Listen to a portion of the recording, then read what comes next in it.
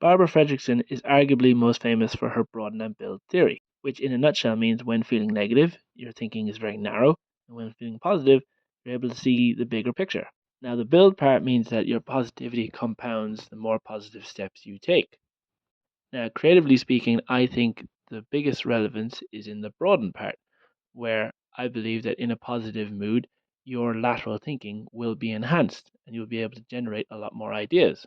But let's say, for example, you're an aspiring author and you just received a rejection letter from a publisher. Your thinking might be extremely narrow. You might be extremely negative with yourself, and there might be just one option repeating itself, screaming in your head: quit, quit, quit. But if you were to take this in a positive light, you might be able to enhance your lateral thinking and come up with many different ideas, many different options on how to proceed.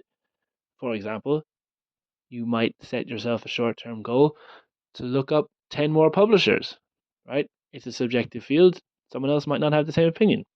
Or you might look to take that first chapter that you sent as a preview, flesh it out into an entire book, and publish it online. For example, the movie The Martian was an ebook. Started off as an ebook and then eventually became a published book and then became a film. Or take that first chapter that you've written and go straight to your target audience. Cut out the publisher and get that feedback instantly of the people you actually want to read your book. Or if you got no feedback from the publisher, maybe submit it to a competition. You might get feedback that way. You might get acclaim that way. Now, what if you are in a bad mood or you don't want to wait for inspiration to come along but want to chase it down an alleyway with a tennis racket? Well, I think you can use this theory to your advantage. You could try humor, watching some funny clips to get you into a positive mood. You could also try perspective, reminding yourself how short life is, get you into a good mood. Or you could be grateful, list all the things that you are grateful for in your life. Alternatively, you can ride that endorphin wave into a good mood. Go out for a jog. There are many things you could do.